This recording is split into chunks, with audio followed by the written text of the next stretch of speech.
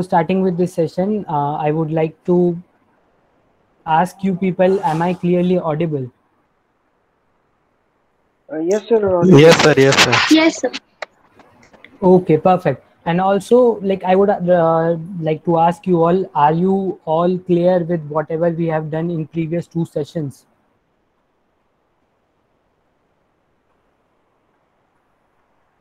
Yes, sir. Yes, sir. Okay, perfect. So now we'll start with the session. And before I begin with the session, I would like to uh, tell you people that please take a copy and a pen with you all for this session, because this will be more a sort of a theoretical type session where I would insist you all to have some copy and pen with you all so that you can write out certain things. We will be discussing a lot about fundamental analysis, right from the very beginning, what fundamental analysis is, to what things you should check while you are doing a fundamental analysis of any particular company. Also, we will be having a proper Q&A session at the very end of this session. It is just because so that we don't get diverted from from the point at any point of time. I hope I am pretty much clear and we are good to go. Yes, sir. Okay, so today I welcome you all for fundamental analysis session, and your major key takeaways from this session will be we will be giving you certain sort of things, certain knowledge and points that you should keep in mind before you do fundamental analysis of any stock. We will be giving you 8 pointers which everyone should look before finalizing in which company you should invest. Always remember, fundamental analysis is for people who are who are pretty much a kind of investors, because fundamental analysis start giving you calls and returns after a certain period of, say, a quarter or a year. So if you are doing a fundamental analysis, you are happy with the company's fundamentals, then you should at least wait for 1 year or so in order to allow that company to give returns to you. Okay, so starting with the session, what actually fundamental analysis is? Fundamental analysis is a technique that attempts to determine a security's value. What I mean by securities value is a company's stock value by focusing on underlying factors that affect a company's actual business and its future prospects. While you do a fundamental analysis, you try to look out at various other aspects of a company, like what do they actually do? Are they earning a good profit? Are they are they able to turn up their inventories well? Are they earning in such a manner that even though they have a huge profit with them, do they actually have cash in hand in order to pay you all?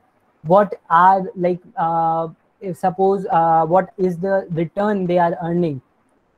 Suppose a company come to you and they say that yes, we have 10,000 rupees in our hand, and with this 10,000 rupees we earn 100 rupees every year.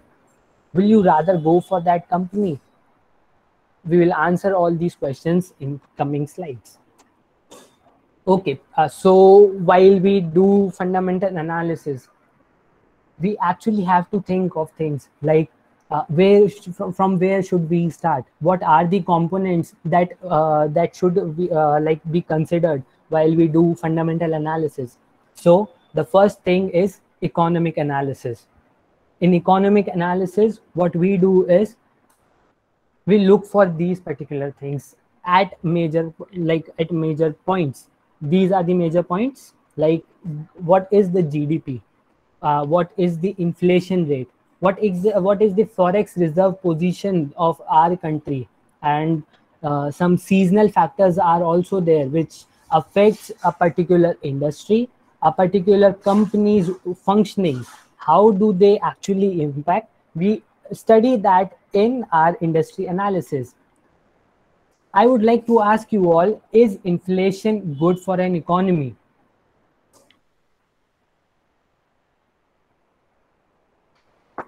Guys, yes, like if someone knows, please unmute yourself and you can tell me. Otherwise, I will tell you, is inflation good for an economy?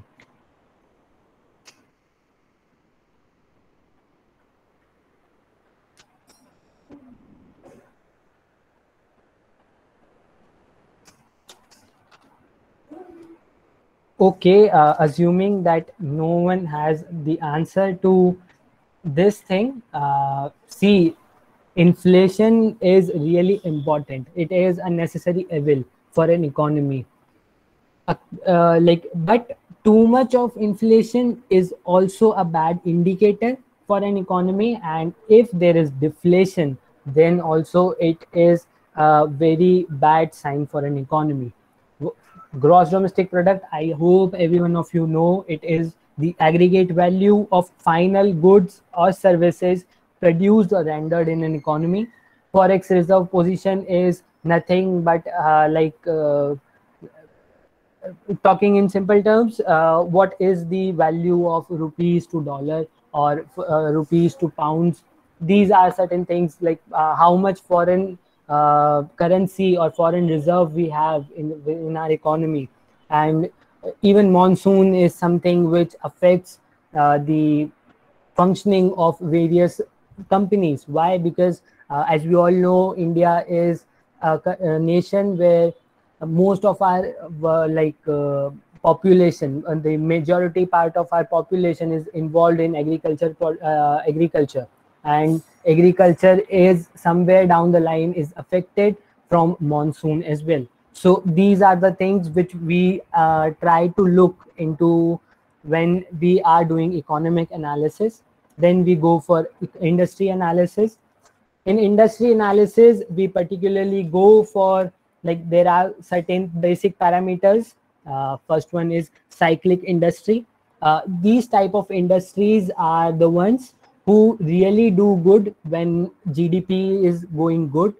And it might happen that if GDP is somewhere down the line shuffling or is like in a negative trend, then these industries also show some negative results or negative returns to their people. Just a clear example of this type of industry could be an automobile industry. Once the lockdown was imposed, our GDP and all the situations were so bad that you could see particular companies like Maruti Suzuki and Tata and all these were facing some problems. Their financials were not that much strong during that period of time.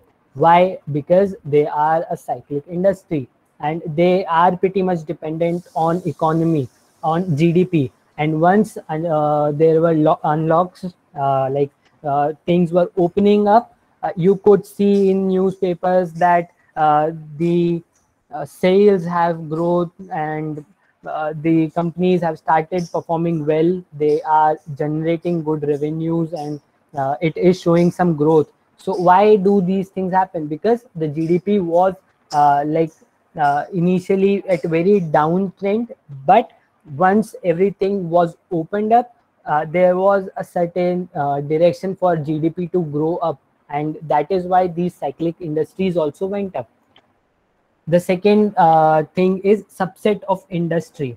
For this, I would like to tell you this thing.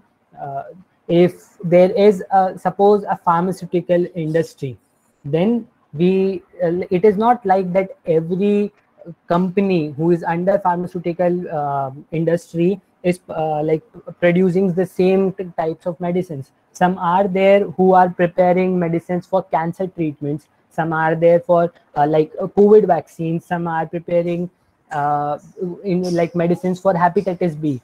So these companies are subset industries. For better clarification, like suppose Sun Pharma is producing medicines for cancer, like cancer disease, and Pfizer is producing vaccines for COVID. And there is another company named, say, Cipla. Cipla is working for hepatitis B injections and all medicines for hepatitis B. So in pharma industry, Cipla, Sun Pharma, and Pfizer are the subset industries. Then we have life cycle of industry. Uh, it is nothing but how long the cycle goes on. There are certain, like if you will see, monsoon also plays a part in this type of industries. There are certain industries which have a major work during particular season only. These are the seasonal industries. So their life cycle is pretty much short. Say suppose apples come only in winters, and there is a company which is producing products for apple, like apples only, products that are pretty much focused on apples. So for those companies, the life cycle is pretty much short. It is just like from October to February they are working, and for the rest part of, like, for the rest part they are working, but the peak is just finished off. The same way, say Voltas, Whirlpool, Symphony, they are producing air conditioners, fans, and coolers. So it is a type of a peak when, like, during the month of April to June, or some parts of July as well, the industry is at its peak. Then afterwards it is working, it is producing goods, but their demand is pretty much low. So this is what we do in industry analysis. Also, the last point is government policies. How government policy is favoring or opposing a particular industry. For example, say tomorrow, if there is another conference of PM where he announces that he have came up with an idea to boost the real estate industry, then what will you guys do? Like, say suppose you are traders, you want to gain some returns in stock markets. The very next day, what will you do? Like, will you start purchasing the stocks of a company who is in real estate business? So we can go for metal industry and cement industry. Yeah, exactly. This is where most of the people make mistakes. Like, say if like in our case, Mr. Prime Minister has given the orders that he will be coming with a policy which will favor real estate business. What majority of people will do, they will go and buy the stocks of companies who are in real estate business, but they don't look for other companies. Like, if real estate business will prosper, won't the cement industry, like cement companies, the companies which are producing cements, will go up? Won't they benefit from it? Steels, paints, because if a building is made, then obviously you have to paint it. For making buildings, you need steel, iron. So these are the subset industries, or these are some major industries which will also prosper. So instead of going and buying only real estate business stocks, it is pretty much a prudent decision that you go for cement industry stock. Why? Because majority of the people are going for real estate companies. So the stock price will go up, and it might happen that you buy at a higher price. But there are very few people who will go for paints and cements. So it is like you will get a better deal in cements and paints industry. Okay, now then finally we go for company analysis, where we study the financial statements of a company and look out for certain sort of things which shows you that whether the company is up to the mark or up to the standards which you are looking for or not. Basically, we look for profit and loss accounts, balance sheet, cash flow statements, notes to accounts where the complete analysis or detail of balance sheet is provided. And also one more statement has been added very recently. It is statement of changes in equity. Now, talking about approaches to fundamental analysis, like what you should actually do, there are basically two approaches. The first one is top to bottom approach, where you first analyze an economy, then you go for industry analysis. So particularly if you are happy with economic analysis, then you will go and search which industry is doing well and do they actually have a future and a good growth in future. If you are satisfied with that particular industry, like you have an option of FMCG, IT, and say pharmaceuticals. So what is your view about these three particulars industries?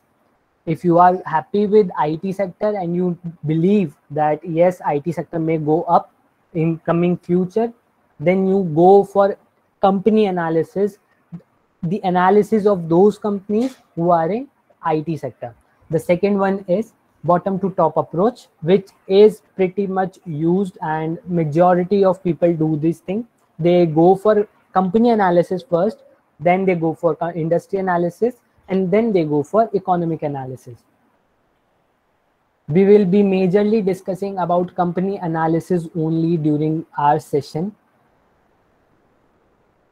So while you do a company analysis, there are basically two things which comes under company analysis. The first one is financials. Like I have already discussed with you that there are P&L accounts, P&L accounts, balance sheet, cash flow statements, and the certain sort of other things also which come under financials of a company. But what are the non-financial things which everyone should look for? It is nothing but how honest the particular management of that company is, and like what is their future aspects. Are they coming up with some good future projects that could like give them a very huge amount of return? So these are the things which come under non-financial statements, non-financial company analysis. Talking about market capitalization first, because it is really important to know what actually a small cap company, mid cap company, or large cap company is. A company who has a market capitalization of less than 5,000 crore is named as small cap company. Every one of you might be knowing all these things. But what actually capitalization is? Market capitalization is nothing but a multiplication of whatever the current stock price is multiplied by the number of shares which are freely floating in the market. I would request you all to, if anyone wants, they can note it down in a separate copy, because this is something which is really basic, but most of the people don't even know. Now, as I have already told you how we calculate market capitalization, there is one thing which needs to be kept in mind. I told you that market capitalization is equal to the current stock price in the market multiplied by total number of shares which are freely floating in market. See, whenever a company issues some sort of shares, there is some part of share which is with promoters, and the other part, the part is in the stock markets for that are available for people to actively trade into. So while we look for market capitalization, we majorly go for the number of shares that are freely floating in the stock markets. We don't talk about the shares that the promoters actually have with them. They keep it with them so that they have a major saying in the board of directors meeting, and just to keep a major power with themselves. Okay, so for a company whose market capitalization is somewhere between 5,000 to 20,000 crore rupees, they are considered as a mid cap company. Whereas a company which has more than 20,000 crore rupees market capitalization is termed as a large cap company. I hope I'm pretty much clear. So talking about small cap company, what actually are the features of a small cap company? See, they have more growth opportunities. Why? Because you can think of it like that these companies don't have that much of like capital with them, but they are coming up with newer ideas. They have just started off with the things, and they haven't reached to their peaks. So there are very high probabilities that these companies may give you a very good return in long period of time. But as we all know, it is a very famous saying that the more the risk is, then only the more profits are. So if you are looking that yes, these companies might give you a very good returns in future, there is some sort of very high risk also, because as I've already told you, these companies are somewhat in a very initial stage of their journey in the market. It might happen that there is some conflict or there is some fault in the company and the shares may go down as well. So it might happen that you end up losing your money. But if you are there and you have that risk capacity, if you have done a good fundamental analysis about the company, then there are lots of companies which are in small cap category only, but have a very good amount of growth opportunity. They have a very good potential in them to give a good return to their particular investors or shareholders.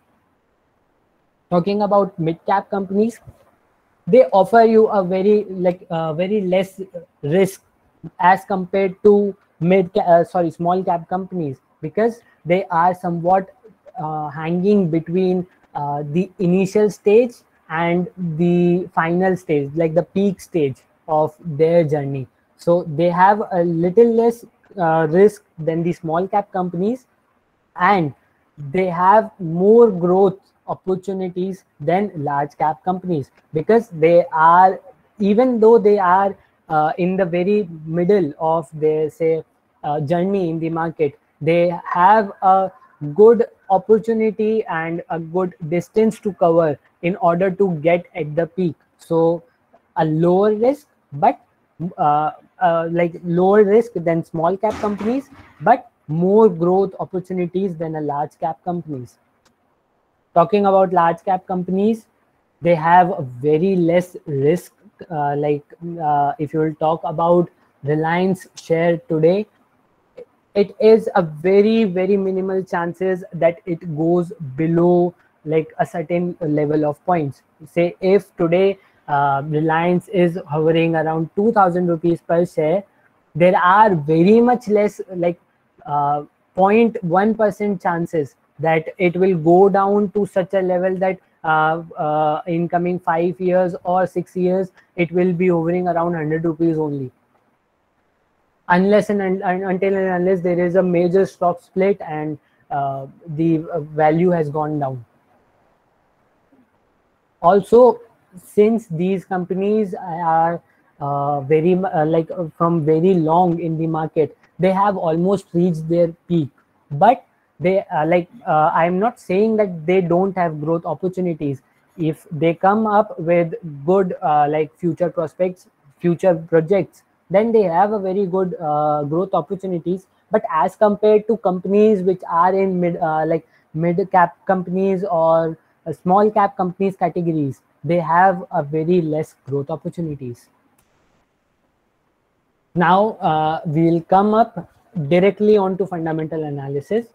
The first thing which you can look in a company is what is the trend in the profits of a company. Are they in an increasing trend or are they in a decreasing trend? See, there might be situations that the shares, the profit is growing, falling, growing, falling. It's in a like sideways trend.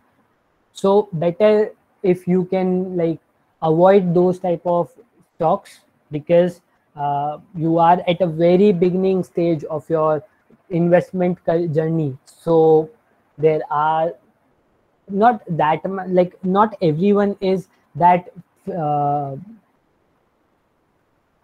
in that zone, or are not favoring all sort of like all sort of these type of companies who are very much uh, out of form and who are not performing so well and in a very constant manner.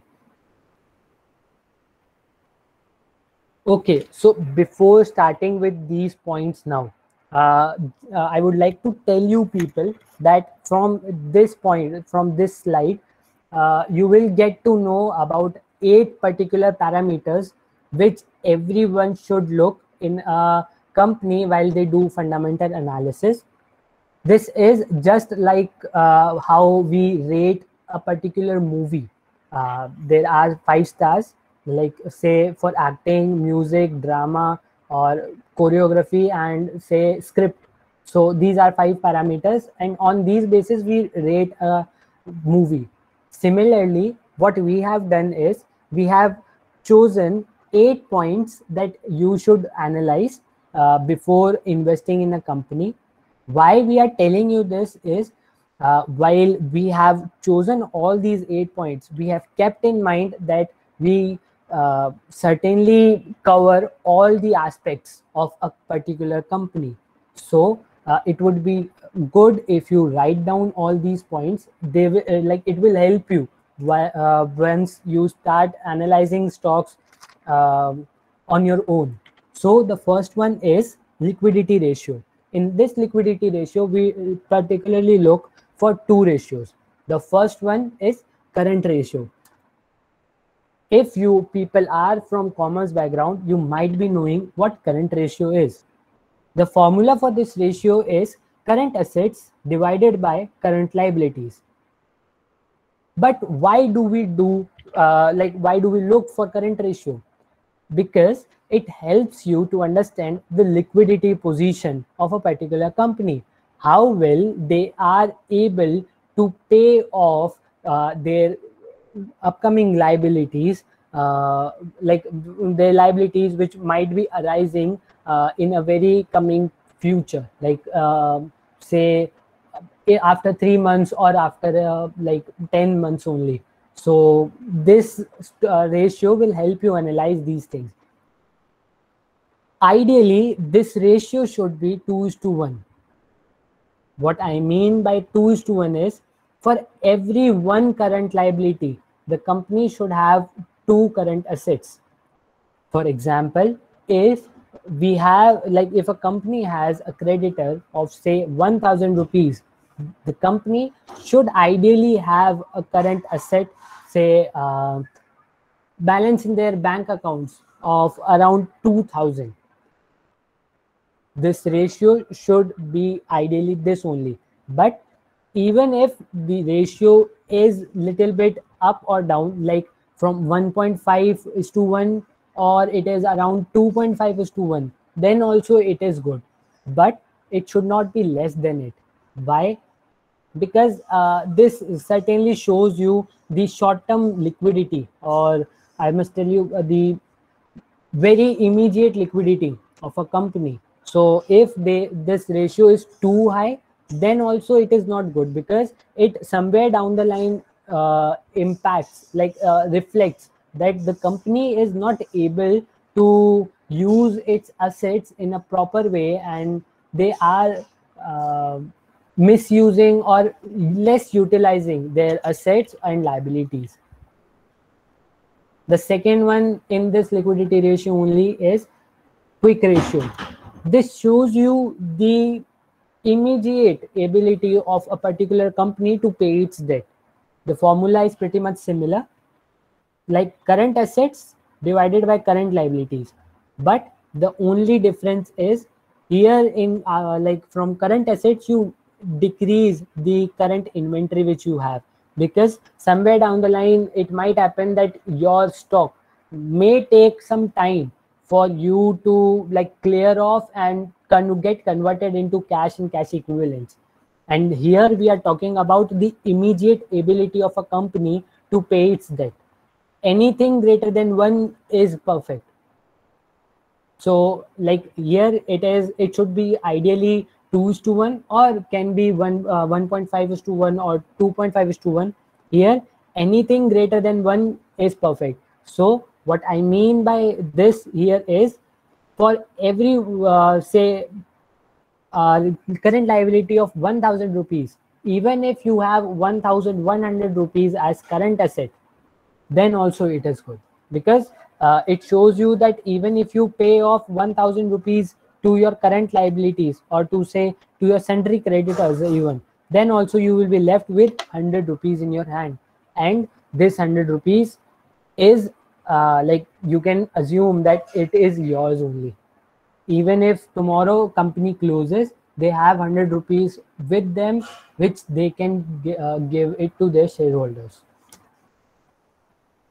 The second point, the very important point, is solvency ratio.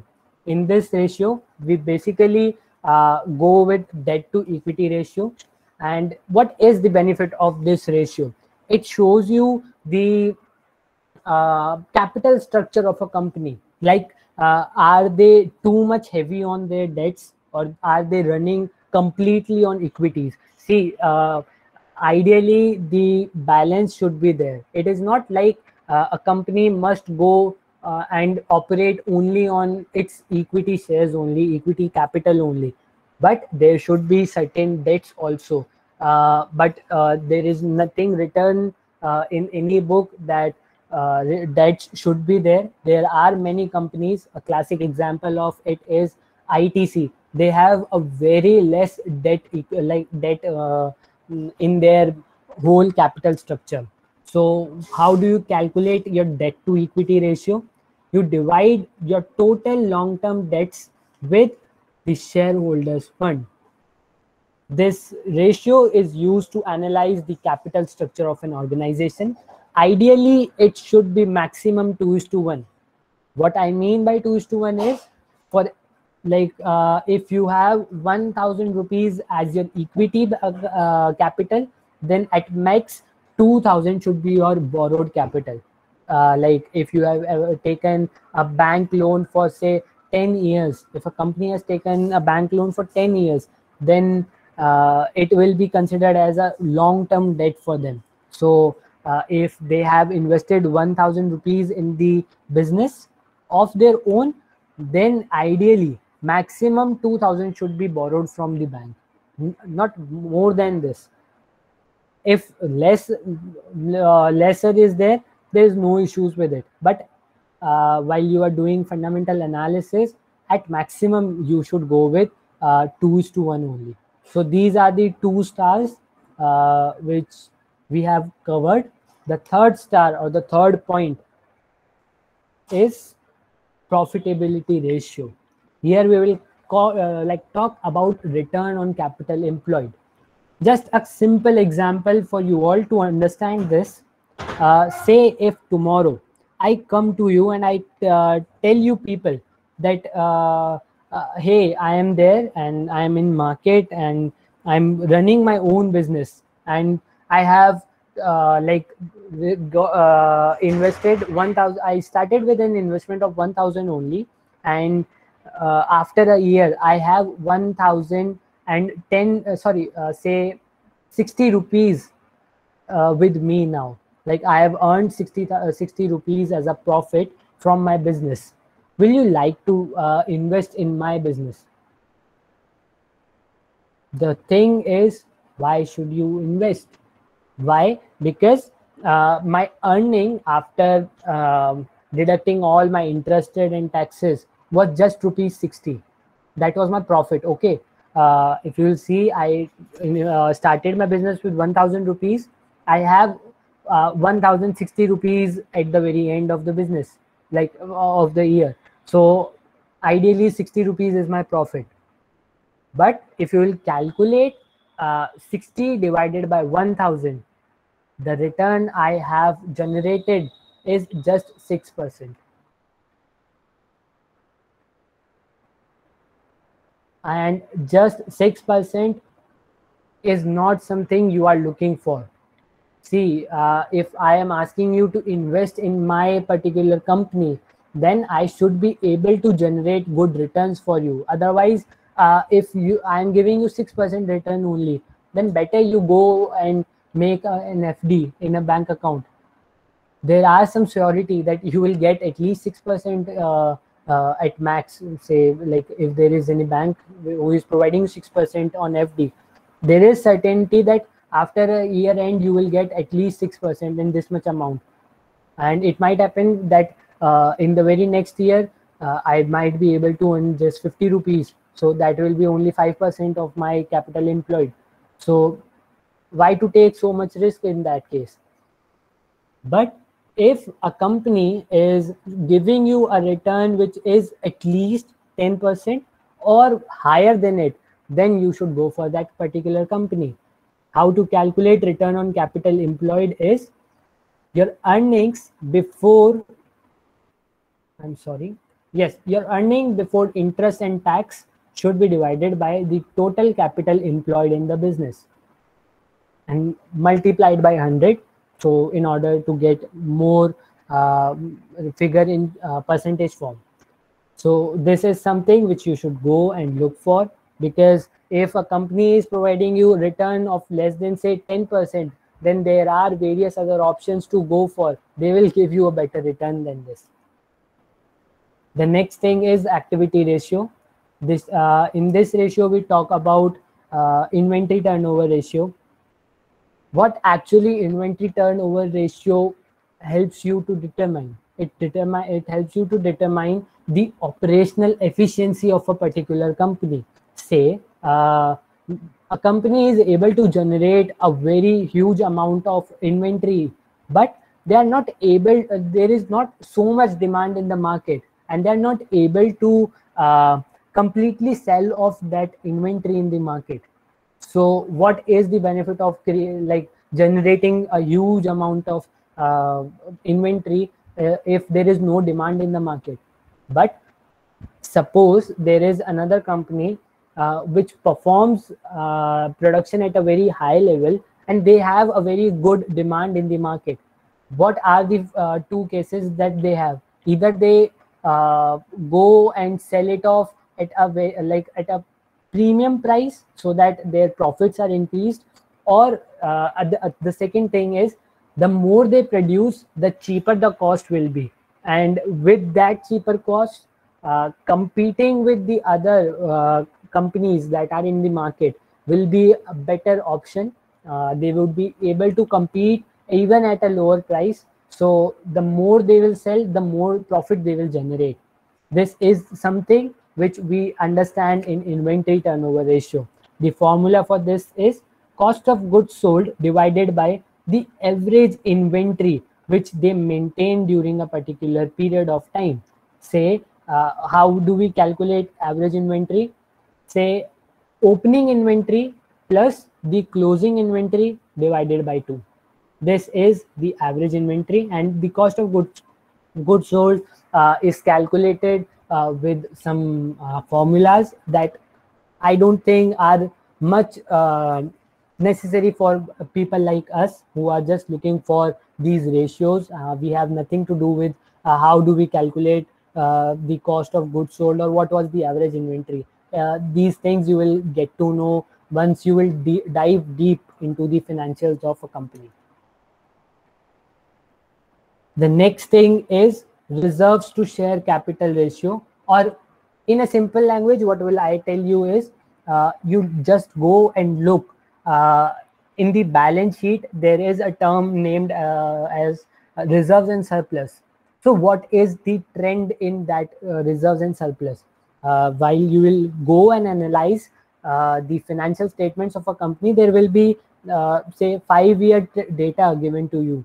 Then you can try to analyze like whether the surplus and reserves ratio, like surplus and reserves are in an increasing order, in a decreasing order, or are they stable. So the interpretation for this is the more the profit like they will get, the ideally the higher the reserves and surplus will be, and these reserves are made just in order to pay off any contingent liability that might happen in future.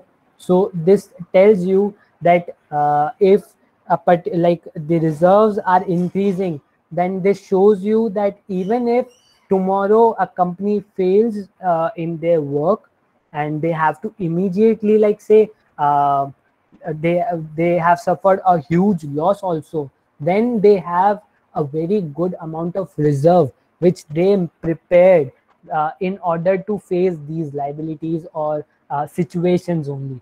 So this is something which tells you how well uh, they are prepared for any liability that might occur in future. Free cash flows, a very easy but an important aspect. See, how do you calculate free cash flows is, go and check out the cash flow statement of a company.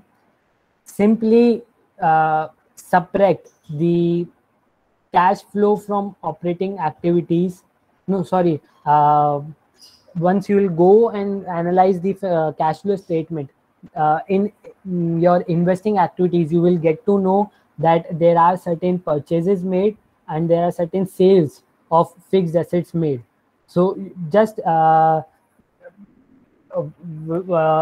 when you will go and analyze, purchases will be made, the purchases of sales assets, sorry, fixed assets will be depicted as negative, and the sales that have been made of that particular fixed assets will be depicted in a positive figures. So just find out the difference between both and then subtract it from the cash flow from operating activities.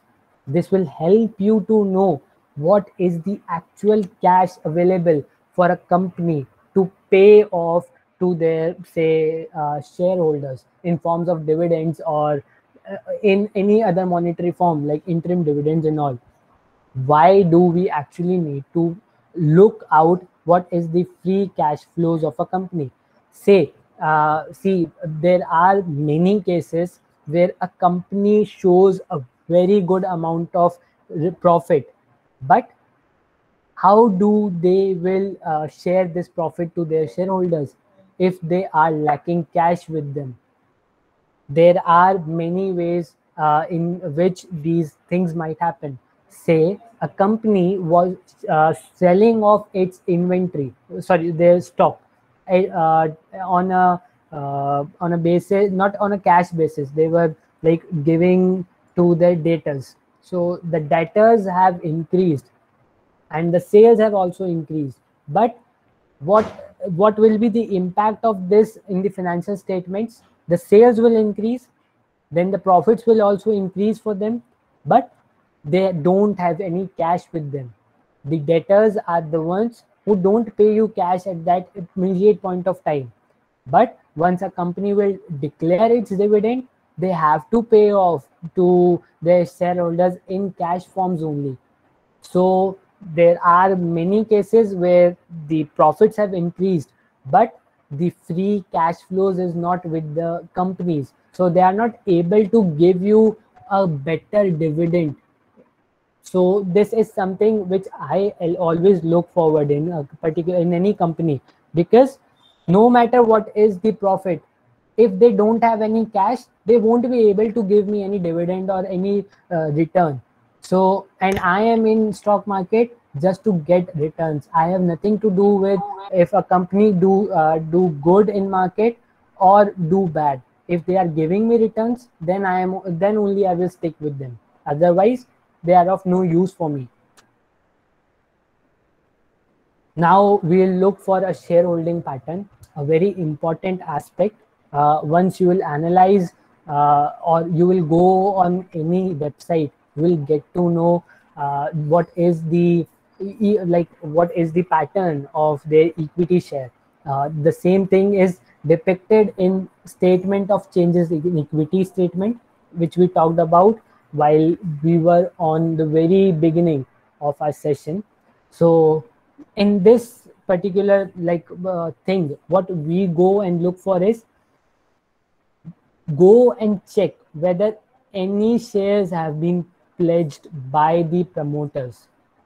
There might be two cases. The promoters might have pledged their shares in order to get some loans from financial institutions in order to collect some money or to generate some money for their future projects.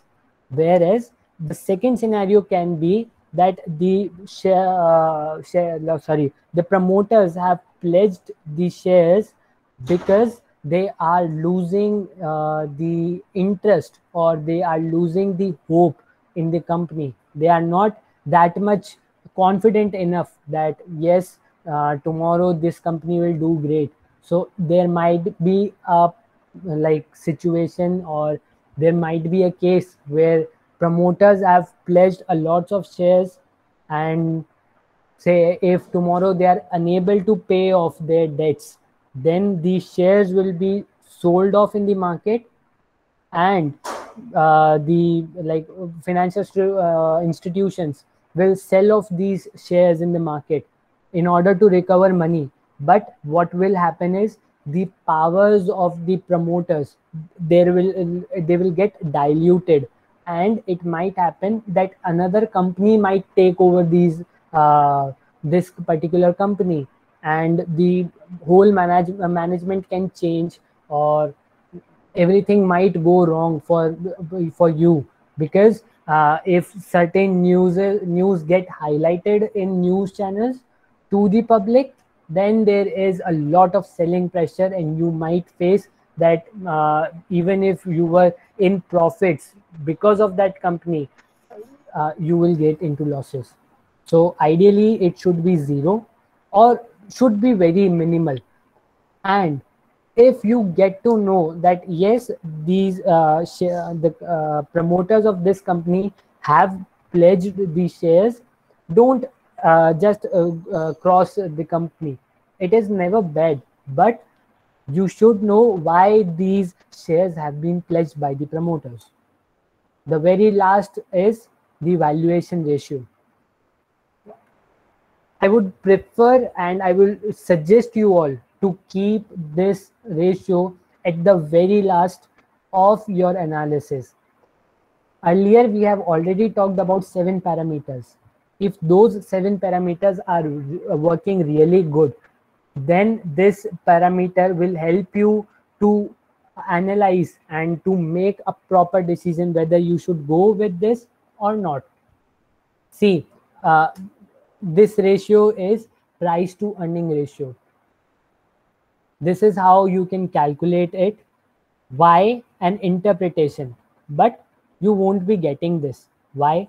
Let me ask you let me clarify these things in a beautiful example. Every one of us have smartphones with us. Today we have smartphones. The companies are giving a very tough competition to every other company. There are companies like Oppo, MI, and Realme who have smartphones of similar range as well. They are pretty much of same functions as well. But there are certain people who will not go for any smartphone of these companies. They will go for iPhones, even though iPhones are pretty much of uh, higher cost or higher prices, but then also people go for it. Why do they go for it? Because they believe they have a very good reputation of Apple as a company, and they are pretty much sure that even if they are charging a bit higher amount, then also it is really good because their phone is pretty much good. and the functions are very good. The after sales services of Apples are also good, and there are many other factors which affect people's ideology about any to go with any particular, say, company or a brand. So this is something which we'll understand in valuation ratio. See, what happens is, while you are calculating price to earning ratio, the formula is pretty much simple. Whatever your market price of that share is, just divide it with earnings per share. You will get to know about PE ratio. But what is the benefit of it? Say if the PE ratio of a particular company is 10% or 10, so what is that meaning? So while you do a PE ratio analysis, you have to compare that particular company's PE ratio with the industry PE ratio. Say, if we are analyzing HUL as a company and their PE ratio is say 9 or say 10%. Okay, so what you will do is you will compare that 10% with the industry in which HUL is working. HUL is a FMCG company.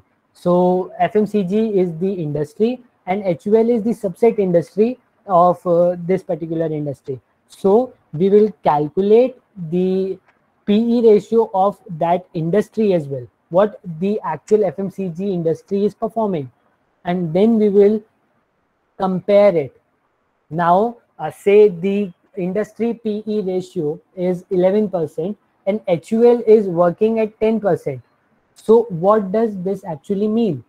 If HUL is at 10% and industry is at 11%, it means that for any company in that particular, say, industry, you would get, say, 11% of growth opportunity, but in HUL it is just 10%.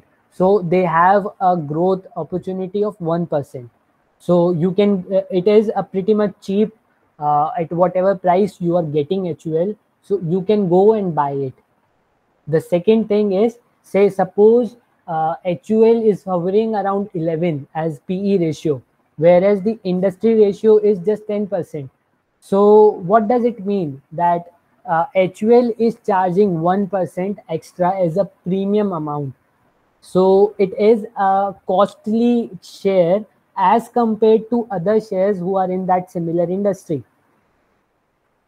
So it completely depends upon you. If your analysis, your 7 points which we have already discussed earlier, if they are giving you a good call that yes, HUL is a very good fundamentally strong company, then even if you have to pay a little bit extra amount of say money, then what is the disadvantage of giving an extra money to a company which is fundamentally really strong and have a very good opportunity to give you a very decent return in future? So this is something which we look forward. Then we come to news analysis.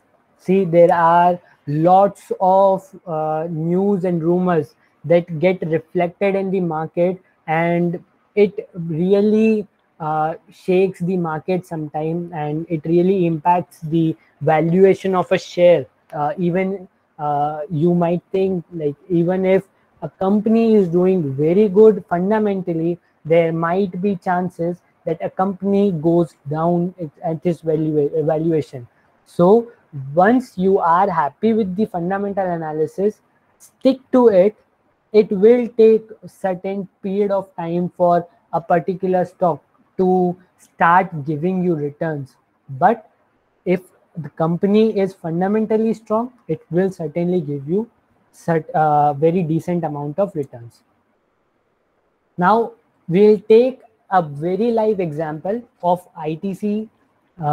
So here I have the profit and loss statement of ITC. This is not the actual statement, but there are certain calculations which we have already performed. So, like, as I told you this is the price to earning, and yeah, this is the price to earning ratio. If you will see, this is the price to earning ratio of ITC. But what should I do with this? Say till March 2020, it was 13.79. What should I do with this? I have nothing to do with it. But I will compare it with what is the like say price to earning ratio of this company with the industry, like whatever, what is the industry PE ratio. And you, if you see, say, yeah, recently the price to earning ratio is 19.87%, whereas the industry PE ratio is somewhere around 18.5%. So ITC stock is a bit, I must tell you, a bit expensive as compared to other like other companies who are in this particular industry. But this can't be a sole indicator or a parameter. Other things are there which we need to take into consideration. For this, we have balance sheet of ITC. See, this is reserves. There is a very common thing in these.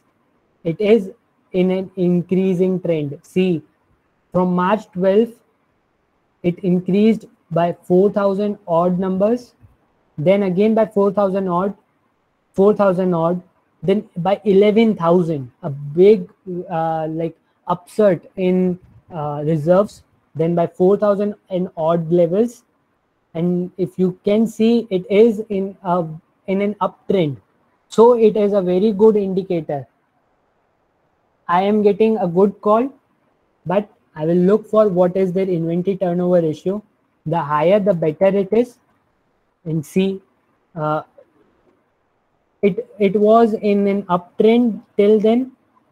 After March 19, it was doing really great, but the pandemic hit the sector really bad. But FMCG was doing really great, so it didn't impacted the inventory turnover ratio of ITC, but it was certainly pretty much less than how well the company was able to do in the financial year 18-19.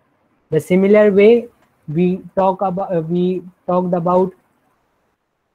return on capital employed. If you'll see, 32% is the return they have given to their investors or shareholders in the in March 2020. And what I talked is anything greater than 10% is pretty much good. So even if you would have invested say 100 rupees, it would have given you 32 rupees in return. So a very good amount, a very good opportunity to go for. Yeah, so these are few things I wanted to convey to you people. Other things I would have covered, but there are certain limitations, and since we are done with what time we were having, so this is all what we have for you all. If there are any queries, any questions, the house is open for you all.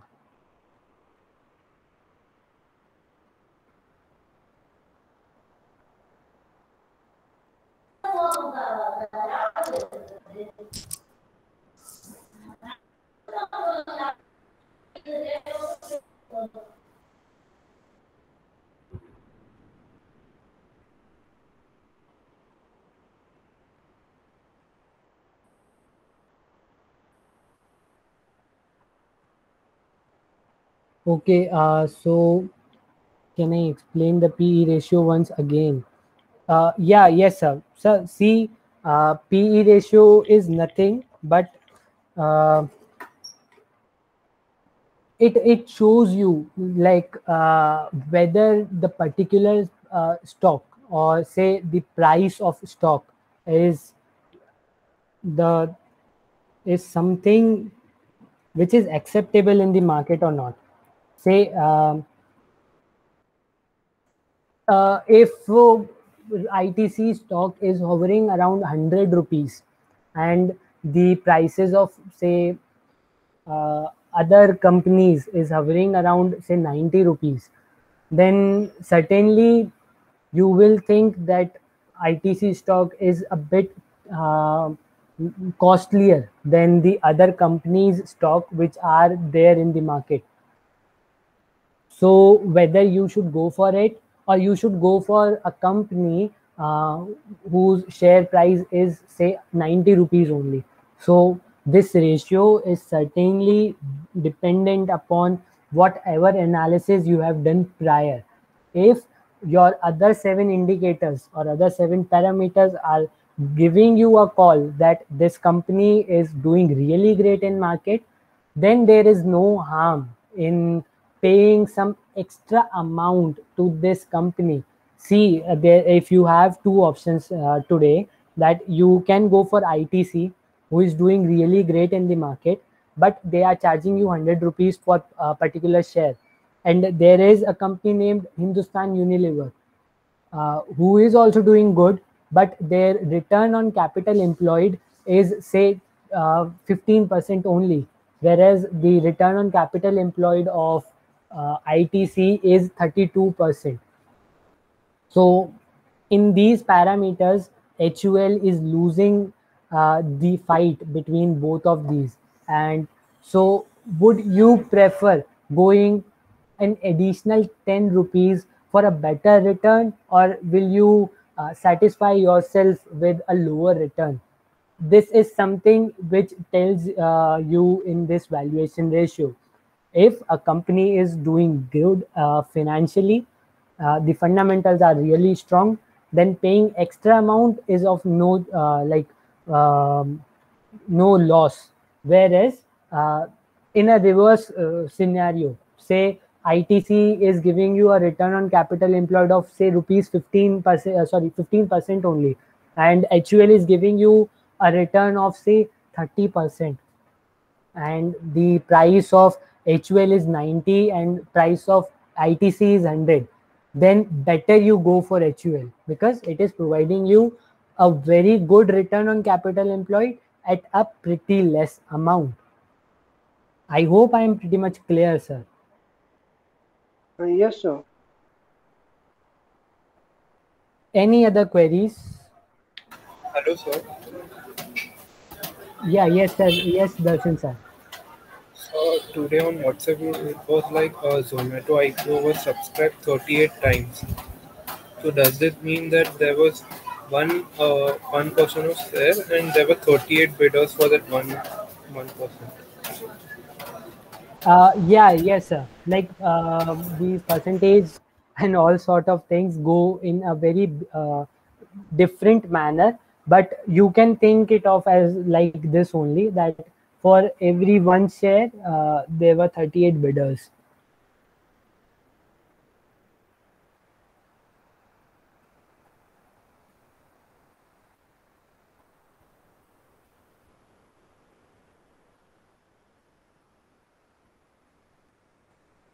Any other queries, sir?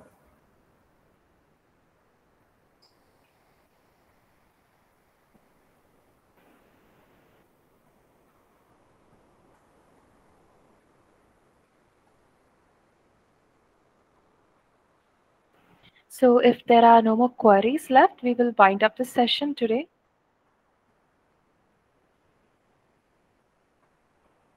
Assuming Hello. that, yeah, Hello. Yeah, am I audible?